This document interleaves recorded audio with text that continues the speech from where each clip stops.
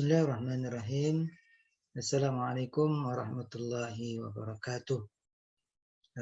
Saya Joko Susilo yang saat ini menjadi dosen di Universitas Mula Warman, khususnya di Fakultas Ekonomi dan Bisnis pada program studi Ekonomi Syariah.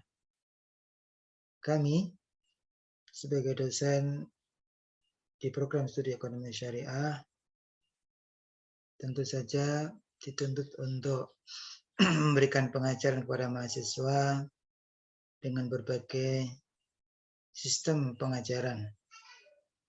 Apalagi kalau kemudian pada masa sekarang ini teknologi digital sudah demikian mendunia dan kita dituntut sebagai dosen pun tidak ketinggalan dalam penerapan teknologi pengajaran dalam melaksanakan tugas kita sebagai dosen untuk memberikan pengajaran kepada mahasiswa. Terutama di Universitas Mula Warman, mohon izin untuk share screen, bahwa secara umum pengajaran di Universitas Mula Warman, khususnya juga di Prodi Ekonomi Islam yang saya sudah mengajar mulai dari tahun 2008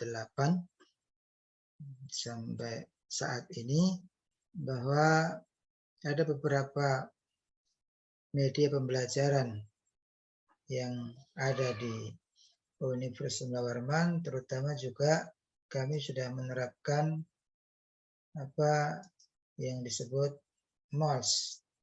Kami menyebutnya sebagai MOLS, yaitu Mula Warman Online Learning System. Ya, jadi kami difasilitasi untuk kemudian memanfaatkan MOLS ini untuk media pembelajaran. Di sini kita bisa membuat kelas dan seterusnya. Selain membuat kelas juga kita bisa memberikan tugas. Ada pesan untuk seluruh mahasiswa, tugas yang diberikan juga nanti mengadakan kuis dan ujian.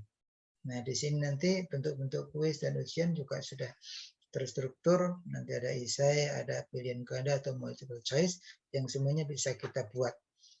Ya, yang nanti nilai akan otomatis untuk multiple choice, ya, nilai akan otomatis muncul dan nanti terintegrasi dengan sistem akademik. Ini kita bisa membuat absen juga, ya, untuk kepentingan mahasiswa dan data mahasiswa siapa saja yang masuk. Ya, ini misalnya juga ada dalam kelas kita ini. Ada sekian banyak kelas, ya. Nah, selain itu juga, ya, dengan kemajuan teknologi apalagi media pembelajaran bisa diakses secara luas. Nah, saya pribadi juga kemudian membuat channel YouTube untuk kemudian media pembelajaran dimanfaatkan untuk media pembelajaran. Ini banyak materi-materi yang sudah saya upload untuk kemudian bisa jadikan materi referensi untuk para mahasiswa sehingga mempermudah mereka untuk kemudian memahami. Dan kemudian kita akan beri beberapa tugas untuk kemudian menyimpulkan dan mendiskusikan materi yang sudah ada dalam beberapa video yang akan saya berikan tadi, ya, diberikan tugas di Mula Warman Online Learning System. Sehingga kemudian pengajaran atau pembelajaran berbasis mahasiswa itu kita terapkan. Mereka aktif dan kita sebagai dosen mengarahkan dan kemudian menambahkan beberapa referensi yang mungkin mereka terlewatkan. Nah, jadi ini ada beberapa, ya, bahkan kemudian saya sudah mengupload sekian banyak materi, ya, baik itu mata kuliah yang saya ambil yang paling pokok fikih muamalah, tapi juga ada juga mata kuliah pendidikan agama Islam, Quran hadis, ulumul Quran dan seterusnya.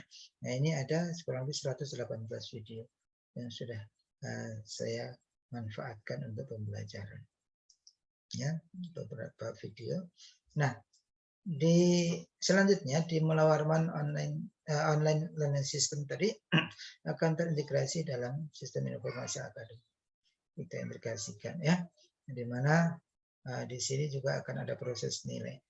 Penilaian sudah diatur, ya, diatur dalam sistem informasi akademik. Mata kuliah yang memang ada praktikum maka dia akan mendapatkan porsi nilai praktikum pula, sedangkan yang tidak ada praktikum maka biasanya akan mendapatkan porsi khusus afektif. Ya, afektif, UTS, dan kemudian UAS. Nah ini UTS, UAS, dan sebagainya ini dipersilakan oleh sistem atau akademik kita, ya, bahwa di UTS ini pun bisa diintegrasikan dengan ada tugas dan lain sebagainya. Ya, nah contohnya misalnya kalau dalam pendidikan agama Islam ini di fikih muamalah adalah adanya nilai efektif 10% dan kemudian UTS dan UAS ini masing-masing 45. Kalau di pendidikan agama Islam, lihat ya, ini ada praktikum, tugas yang semuanya punya porsi persentase. Ya, afektif juga dan juga UTS, UAS semuanya. Ini adalah sistem penilaian yang ada pada sistem pembelajaran di Universitas Mudah. Saya kira itu untuk bagaimana sistem metode pembelajaran yang kami jalankan memanfaatkan teknologi baik melalui MOOC maupun kemudian konten-konten dalam channel YouTube yang itu bisa menjadi referensi bahan kajian bagi para mahasiswa. Yang selanjutnya akan saya coba berikan contoh bagaimana kemudian kami atau saya pribadi melaksanakan pengajaran di kelas yang mana materi ini adalah materi fikih muamalah. Demikian untuk pembukaan prolog dari metode pengajaran kami, dan selanjutnya akan kami sambungkan dengan video pelaksanaan pengajaran di kelas dari mata kuliah fikih muamalah. Demikian, wassalamualaikum warahmatullahi wabarakatuh.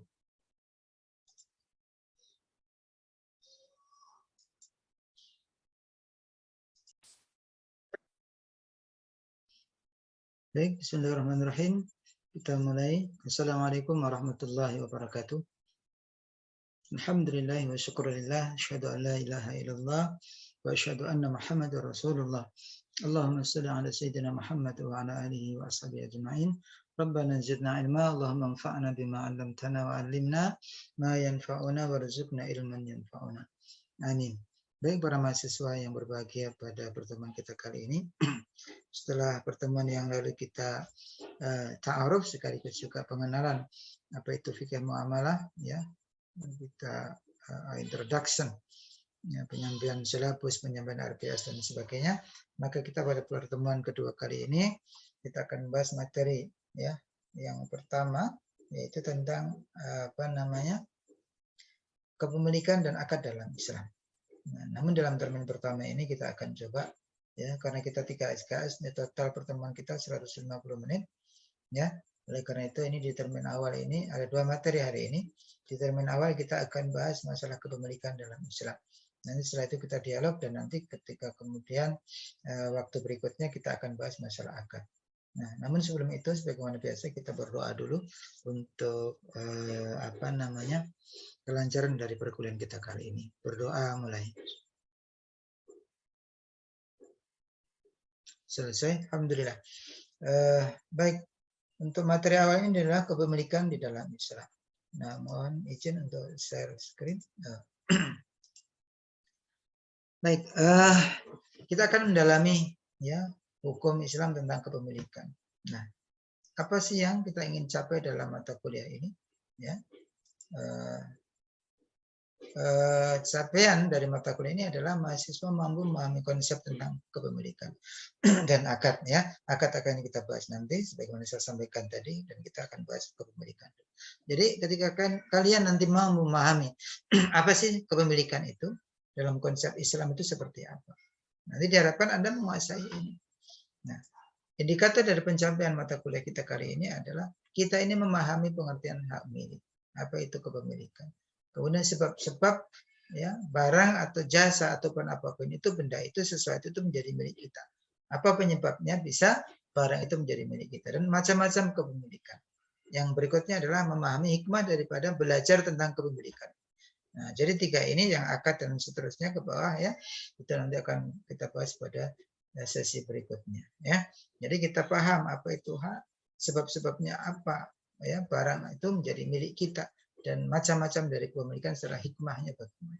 Saya kira nanti setelah kita belajar ini, maka para mahasiswa sekalian diharapkan mampu untuk memahami semua.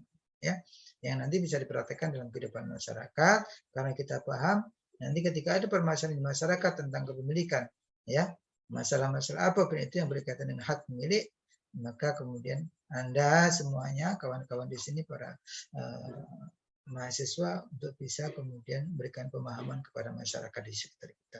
Itu tugas kita bersama, ya. Berikutnya, baik, sebagaimana tadi bahwa materi kita adalah ingin mengetahui pengertian kepemilikan itu apa, sebab kepemilikan, dan kemudian macam-macam kepemilikan, juga hikmah di balik belajar tentang kepemilikan ini. Kalau kita mengetahui tentang hakikat kepemilikan, konsepnya dalam Islam, maka apa yang akan kita peroleh dari hikmah mempelajari ini. Baik, selanjutnya adalah berkaitan dengan pengertian dari milik itu sendiri. Ada dari sudut pandang bahasa. Bahasa milik itu berasal dari bahasa Arab, milkun. Makanya banyak sekali kalau kita pahami dan kita telah lebih jauh bahasa Indonesia itu, banyak sekali ya kata-kata dalam bahasa Indonesia itu banyak sekali yang merupakan serapan dari bahasa Arab, banyak sekali. Sehingga kalau bahasa Arab dihilangkan dari bahasa Indonesia, maka bahasa Indonesia akan banyak kehilangan kosakata, ya. Nah, itu adalah dari sudut pandang bahasa. Milkun artinya milik, penguasaan atas sesuatu.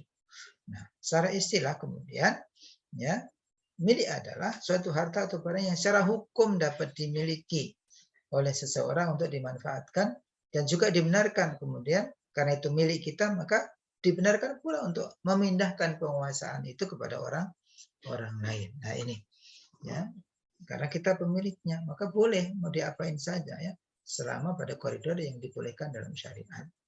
Nah, ini. Next. Nah, yang kedua adalah setelah kita mengetahui tentang apa itu makna atau arti kepemilikan. Nah, berikutnya kita akan bahas tentang sebab-sebab kepemilikan. Bagaimana sesuatu itu bisa menjadi milik kita. Apa sebabnya, apa penyebabnya, atau jalan supaya sesuatu itu bisa menjadi milik kita.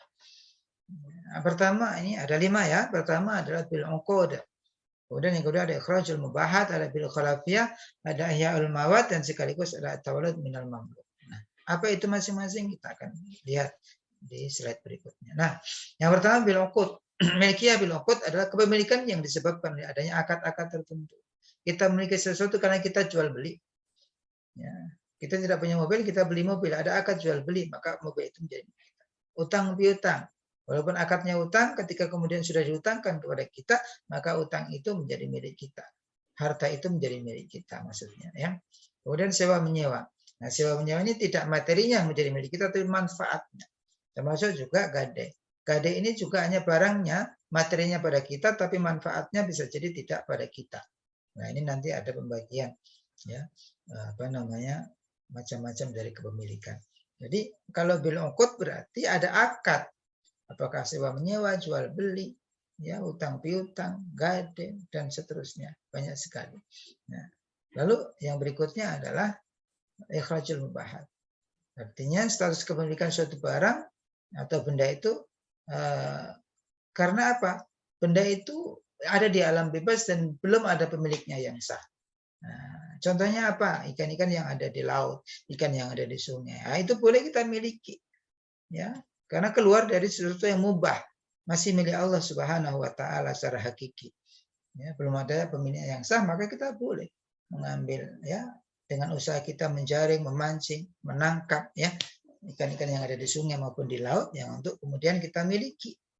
Ya, dengan usaha kita bisa memiliki barang itu karena memang pemiliknya secara sah, ya, dalam kehidupan dunia ini tidak ada kecuali hanya Allah Subhanahu wa taala. Burung yang ada di hutan yang masih di alam bebas, ya, hewan-hewan buruan, ya, yang ada di alam bebas misalnya gitu. Air hujan yang turun dari langit, maka itu pun boleh kita miliki. Kalau ada wadah yang lebar luas untuk kita nampung air hujan, silahkan. Maka air hasil kita tampung itu menjadi milik kita. Ya, udara yang bebas ini, ya, yang kita hirup ini menjadi milik kita. Kalau kemudian boleh ditampung kalau misalnya ada penampungan udara, ya. Itu adalah ikhrajul mubahat, keluar dari apa yang masih mubah, belum ada pemiliknya yang sah. Yang berikutnya adalah setelah dari ikhrajul mubahat ada bil khilafiyah, ya. bil khalafiyah, maksudnya khalafiyah bertempatnya seseorang atau sesuatu yang baru di tempat yang lama yang sudah tidak ada berbagai macam. Ya, orang yang lama sudah tidak ada, maka kemudian berpindah kepada yang baru. Maka ada syahsun an syahsin yang pertama. Seseorang terhadap seseorang. Karena seseorang yang pertama sudah tidak ada pemiliknya, maka barang itu berpindah kepada seseorang yang lain. Ya, misalnya dalam hal pewarisan, ketika pemilik harta itu tidak ada, meninggal dunia, maka kemudian harta yang ditinggalkan akan menjadi milik hak waris, ahli waris. Ya, menjadi pemilik ahli waris ini adalah manusia dengan manusia atau seseorang dengan seseorang. Nah, yang berikutnya adalah yang B adalah khalafiyun syai'un an syai'in. Sesuatu terhadap sesuatu. Ya. Jadi menggantikan sesuatu atas sesuatu. Yang sesuatu yang lama itu hilang, maka kita wajib menggantinya dengan sesuatu yang baru, barang yang sejenis yang sama. Kenapa? Contohnya misalnya kita punya tanggung jawab ya untuk menggantikan. Contohnya ketika kita meminjam terus barang itu rusak atau hilang. Maka kita akan menggantikan barang yang lama yang sudah hilang itu dengan barang yang baru. Makanya bil khalafiyah. Bergantinya karena apa? Karena sesuatu sebab yang satu meninggal atau tidak ada maka menjadi hak ahli waris. Yang satu ketika meminjam barangnya itu hilang atau rusak maka kemudian yang meminjam berkewajiban untuk mengganti barang itu menjadi barang yang baru yang setara dengan barang yang hilang atau rusak. Nah ini bil khalafiyah ya. Yang berikutnya adalah ihya'ul mawad, menghidupkan tanah yang mati, membuka lahan baru. Yang memang tanah itu belum ada pemiliknya. Secara khusus, secara undang-undang di negara kita, maka itulah milik pemerintah. Tapi ketika itu kemudian pemerintah secara umum yang belum ada hak sahnya sebagai pemiliknya adalah warga negara atau instansi atau lembaga tertentu, maka kita boleh membuka lahan pertanian yang di hutan, ya. Kemudian lahan tidur menjadi produktif yang dari awalnya rawa-rawa. Kemudian tanah yang tidur yang tidak ada yang ngurusi, tidak ada yang punya. Kemudian kita hidupkan, biasanya ada peraturan, ada aturan, ada hukum yang menjadi syarat untuk menjadi milik kita bagaimana. Ya, kadang-kadang ada syarat, salah satunya adalah sudah ikhlas selama 2 tahun berturut-turut ya misalnya. Nah ini maka boleh nanti diklaim untuk menjadi milik orang yang mengolah. Nah, maka kata Rasulullah adalah barang siapa yang menghidupkan tanah mati, ihyaul mawat, maka tanah itu menjadi haknya. Dalam hadis Abu Dawud, Nasai, dan Tirmizi. Jadi boleh. Ya, selama itu tadi tanah itu belum ada pemiliknya, belum ada pemiliknya yang sah, maka itu boleh dihidupkan dengan usaha kita buka untuk pertanian. Nah, yang berikutnya adalah at-tawalud minal mamluk. At-tawalud keluar, walad terlahir dari apa? Yang sebelumnya memang menjadi milik. Jadi kalau sebelumnya itu sebagai induk yang menjadi milik, apapun yang dilahirkan dari induk itu maka menjadi milik dari orang yang memiliki induknya itu. Nah ini maksudnya adalah kepemilikan yang berasal dari sesuatu yang lahir dari kepemilikan sebelumnya. Kalau ada kambing, ya 2 ekor kambing yang kemudian satu jantan satu betina, mereka kemudian kawin, yang akhirnya hamil yang betinanya dan kemudian melahirkan anak 3, 4 atau mungkin 5. Maka anak-anaknya itu otomatis ya anak yang lahir dari kambing yang dimiliki oleh orang itu, maka anak-anaknya juga akan menjadi milik orang yang memiliki induknya. Nggak mungkin dong. Itu kambing-kambing saya, ya terus kemudian saya pelihara, lahir anak kambing, ternyata kambing itu jadi milik kalian. Ya, nggak mungkin. Ya, tentu saja ini menjadi sudah sunatullah. Jadi hukum kebiasaan kita bahwa segala sesuatu yang lahir dari binatang yang kita pelihara yang menjadi milik kita, maka anaknya itu pun akan menjadi pemilik menjadi hak dari pemilik sebelumnya. Saya kira ini kita paham. Ini adalah sebab-sebab dari kepemilikan. Jadi kita bisa memiliki sesuatu dengan 5 cara tadi. Ya, 5 cara tadi. Yang berikutnya adalah kita pada materi berikutnya adalah macam-macam kepemilikan. Macam-macam kepemilikan secara umum ya itu ada 2, milkun tam, ada milkun ghairu tam. Ya, yang milkun ghairu tam ya, milkun ghairu tam yang tidak sempurna ini, milkun tam itu kepemilikan sempurna, ghairu tam itu berarti enggak sempurna. Yang enggak sempurna itu terbagi 2, hanya kepemilikan materinya saja, tapi enggak ada manfaatnya. atau kepemilikan manfaatnya tapi materinya nggak jadi milik kita. Nah, jadi sebagian. Kalau tam itu manfaat maupun materinya jadi milik kita itu tam. Nah, kita lihat penjelasan pada slide berikutnya. Nah, ini milkun tam itu adalah penguasaan dan pemanfaatan atas benda atau harta dengan cara bebas dan dibenarkan secara hukum. Jadi materi maupun manfaatnya menjadi milik kita. Tapi kalau ghairu tam sebagian, mungkin manfaatnya saja atau mungkin materinya saja. Nah, ada orang yang hanya memiliki kepemilikan materinya saja. Ya, contohnya misalnya, saya punya rumah, saya sewakan, maka saya sementara ya hanya memiliki materinya saja, tapi manfaatnya dipakai oleh orang lain. Jadi rumah sewa itu ketika disewa orang lain, saya hanya memiliki materinya, tapi manfaatnya nggak punya. Kenapa? Manfaatnya untuk orang lain. Demikian juga dari sudut pandang penyewa. Penyewa hanya memiliki manfaat, tapi nggak memiliki materi dari rumah itu. Ataupun nyewa mobil, nyewa motor, segala sesuatu yang mungkin disewa atau digadaikan dan sebagainya ya, itu adalah kepemilikan yang tidak sempurna karena kadang-kadang di satu sisi hanya memiliki manfaatnya saja, bukan materinya, tapi di satu sisi juga lain nanti orang-orang itu hanya memiliki materinya, tapi dia tidak bisa memanfaatkan dari kepemilikan itu secara utuh. Nah, itu namanya ghairu tam. Ada yang hanya memiliki materinya saja atau hanya memiliki manfaatnya saja. Nah, ini saya kira itu bisa dipahami ya. Contoh-contohnya banyak sekali dan coba kita kemudian pahami, insya Allah ini lebih mudah untuk dipahami. Baik, selanjutnya adalah ini terakhir untuk sesi kita yang pertama ini ya, adalah hikmah kita mempelajari kepemilikan dalam Islam. Nah, yang pertama adalah terpeliharanya hak pribadi seseorang terhadap yang dimilikinya. Ya, ketika kita kemudian paham tentang hak kepemilikan, ya, maka akan terpelihara. Orang lain mengerti tentang kepemilikan. Berarti paham bahwa barang itu adalah milik orang tersebut sehingga akan terpelihara. Kita nggak merebutnya. Kenapa? Karena kita mengerti bahwa syarat-syarat kepemilikan dalam Islam sudah terpenuhi bagi orang tersebut sehingga kita tidak berhak untuk kemudian merebutnya.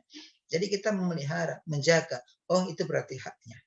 Dan kita nggak boleh ganggu karena terpeliharanya harta seseorang itu dilindungi dalam Islam. Makanya syariat diturunkan, satu di antaranya adalah hifzul mal, menjaga harta. Tidak boleh mengambil harta orang lain dengan cara yang batil. La ta'kulu amwalakum bainakum bil batil, nggak boleh. Yang kedua adalah meningkatkan motivasi untuk rajin bekerja. Lihat bahwa ternyata ada cara-cara untuk memperoleh sesuatu atau memiliki sesuatu itu, sehingga cara itu mendorong kita untuk bekerja, bisa melakukan mana nih yang bisa menyebabkan sesuatu itu menjadi milik kita. Nah, itu kita lakukan. Hingga kemudian ada semangat. Oh, ternyata saya bisa memiliki sesuatu dengan melakukan ini, melakukan itu. Nah, itu. Yang berikutnya adalah membuat manusia berlomba-lomba dalam kebaikan. Kok bisa? Nah, ketika seseorang kemudian ya, memiliki syarat penuh tentang suatu harta, maka bisa jadi ketika miliknya itu menjadi milik yang tam sepenuhnya, maka dia bisa berbagi, mengalihkan apa yang dia miliki kepada orang lain dalam bentuk sedekah, dalam bentuk zakat, dalam bentuk pemberian, dalam bentuk hadiah. Ya, karena ini memang ta'awanu 'alal birri wat taqwa. Kita diperintahkan untuk itu. Kemudian terhindar dari hukum riba. Ketika kemudian cara pemilikan itu diatur dalam Islam, ada akad jual beli. Apapun itu tidak boleh dengan riba, apapun itu tidak boleh dengan gharar, apapun itu tidak boleh dengan hal-hal yang dilarang. Maka kepemilikan itu tidak boleh dilakukan dengan cara-cara yang dilarang dalam Islam. Secara jelas Allah menjelaskan wa ahalallahul bai'a wa harrama riba. Dihalalkan dengan jual beli dengan akad-akad tertentu, tapi riba tidak boleh atau hal-hal yang dilarang. Maka nanti pada pertemuan berikutnya kita akan coba bahas juga tentang bagaimana nanti ada jual beli yang terlarang. Nah, ini artinya apa? Memperoleh kepemilikan hak suatu benda itu dengan cara yang dilarang, maka itu tidak boleh, menjadi haram. Dan pada yang haram untuk kita miliki lalu kita konsumsi, maka kata Rasulullah itu tidak ada hak daging yang tumbuh dari barang yang halal itu ya kecuali hanya api neraka. Ini. Nah, yang terakhir adalah terwujudnya suatu masyarakat yang saling mengisi, saling membutuhkan. Kalau ada yang kaya ya memiliki kepemilikan yang penuh, maka kemudian ada orang miskin yang membutuhkan. Kita saling tolong menolong, kita saling membutuhkan. saling mengisi, yang kaya memberikan yang miskin. Nah, apalagi kalau kemudian kita nanti akan bahas tentang masalah zakat misalnya. Zakat itu kan tujuannya agar apa? Harta itu tidak hanya dimiliki oleh orang-orang kaya, supaya harta itu juga akan terdistribusi kepada orang-orang yang miskin. Ketika orang miskin punya daya beli, maka nanti ekonomi akan mengalir kembali. Begitulah seterusnya. Nah, ini adalah tujuannya untuk kemudian menjadikan masyarakat ya lebih makmur, karena apa? Perekonomian berjalan. Nah, kalau pelit, bakhil, maka orang-orang miskin semakin miskin, tidak akan ada daya beli. Maka apa yang terjadi? Siapa lagi yang menggerakkan perekonomian nanti kalau daya beli kurang? Ini pasti akan terjadi krisis ekonomi, ya. Nah, inilah penjelasan kita tentang apa namanya kepemilikan, ya, konsep kepemilikan dalam Islam. Mudah-mudahan ini menjadikan manfaat bagi diri kita. Dan setelah ini kita akan diskusi. Silakan jika ada hal-hal yang kemudian ingin disampaikan, baik itu tambahan ya materi maupun mungkin ada hal yang kurang jelas, silakan untuk dipertanyakan. Ya, kita akan diskusi selama kurang lebih 15 menit dulu. Nanti baru kita akan membahas materi yang kedua, yaitu berkaitan dengan akad. Ya, silakan. Demikian ya penjelasan prolog saya untuk materi konsep kepemilikan dalam Islam ini. Mudah-mudahan bisa menjadikan diri kita semakin paham ya bagaimana konsep kepemilikan dalam Islam itu. Apalagi ini kita dilanjutkan dengan diskusi yang akan membuka ya wawasan baru lagi mungkin dari kalian. Kita akan sharing ya. Silakan kita beri waktu untuk 15 menit ya. Kita akan sharing. Demikian. Wassalamualaikum warahmatullahi wabarakatuh. Silakan untuk berdiskusi.